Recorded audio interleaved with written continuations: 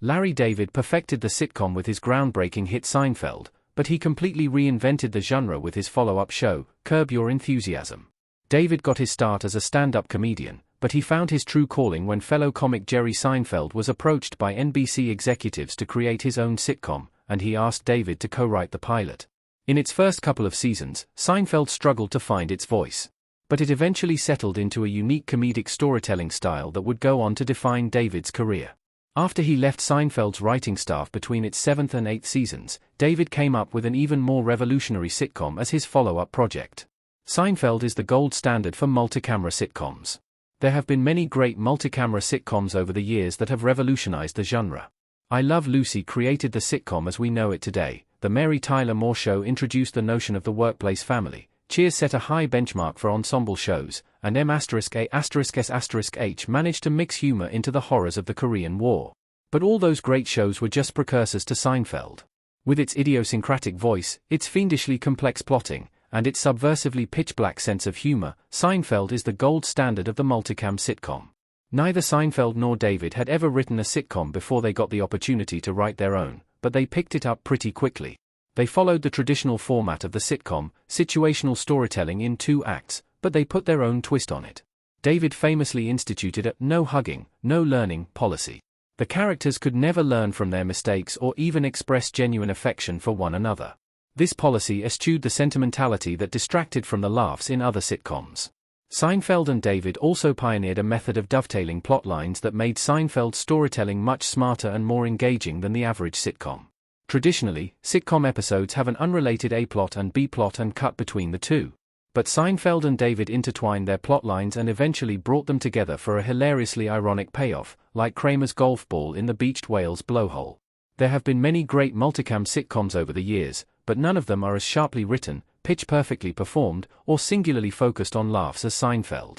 David perfected the multicam sitcom format with Seinfeld, and then, with his next project, he reinvented the genre entirely. Curb Your Enthusiasm pioneered a whole new way to make a sitcom. At the end of Seinfeld's 7th season, David left the show. He went out with a bang, killing off George's fiancée Susan for some morbid laughs, and he would eventually return to pen the divisive series finale, but seasons 8 and 9 were made with Seinfeld as sole showrunner as David went off to pursue other projects. David wrote and directed a movie called Sour Grapes, which was panned by critics and bombed at the box office, and he tentatively returned to the stand-up stage to relaunch his comedy career. But all this post-Seinfeld experimentation eventually led him back to the medium that made him a legend, the sitcom. In 1999, David teamed up with Jeff Garlin to create a different kind of stand-up special for HBO. Instead of just shooting an hour-long stand-up show, Larry David, Curb Your Enthusiasm would show David slowly building up that hour of material, and in between sets, we would see him in his downtime, hanging out at home and going on the road. But instead of shooting real documentary footage, David wrote scripted scenarios for himself and his co-stars to act out.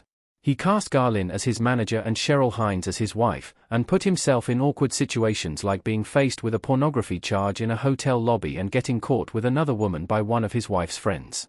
Some of the stand-up segments are really funny, including one bit about Hitler admonishing a magician and one bit about Jonas Salk's mother rubbing her pride in people's faces, but it was these scripted scenarios in between the stand-up that really left an impression.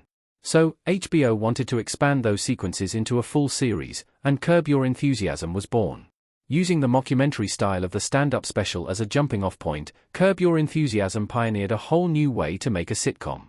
There had been other single-camera sitcoms before Curb. The Larry Sanders Show predated it, and even some old mid-20th century classics, like Bewitched, Leave It to Beaver, The Andy Griffith Show, and The Adventures of Ozzie and Harriet, were filmed with a single-camera setup.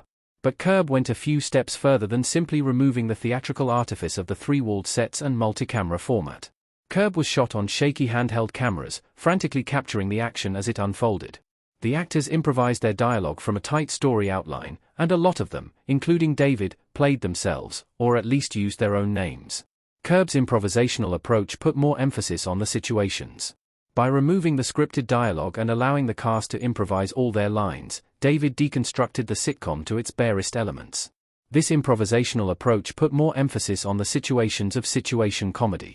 The actors aren't trying to be funny, the stories are already funny, the actors just play them straight and react authentically to what's happening. So many stale sitcoms are just a vehicle for jokes, but there are no jokes in Curb, at least not in the traditional sense.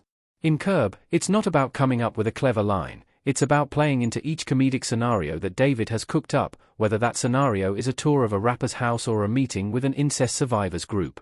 When Marty Funkhauser is chastising Larry for stealing flowers from his mother's roadside memorial, he's not necessarily saying anything funny. Bob Einstein is authentically reflecting the rage he would feel over such a betrayal. It's just such an absurd, audacious thing for Larry to have done, and the comeuppance is so excruciatingly awkward that it gets a huge laugh. Curb blurred the line between fiction and reality. In a traditional multicamera sitcom, when you've got actors on brightly lit sets that you only ever see from one angle, it's clearly make-believe. The audience is under no illusion that what's happening in Friends or The Big Bang Theory or How I Met Your Mother, or, indeed, Seinfeld, is actually real. But Curb ingeniously blurred the line between fiction and reality. The most obvious example of this is having everyone play a satirically exaggerated version of themselves. David cultivated a curmudgeonly persona for himself, Richard Lewis leaned into the debilitating insecurities he openly discussed on stage, and Ted Danson leaned into his sanctimonious, holier-than-thou compassion as the perfect foil for Larry's self-centered misery. Even the actors who played characters, like Jeff Garlin, Cheryl Hines, and Susie Essman, used their own first names. J.B. Smoove's character Leon Black is an entirely fictional creation, but he plays that part with such conviction that he feels as real as any of the actors playing themselves. This, paired with the show's signature verite shooting style, made every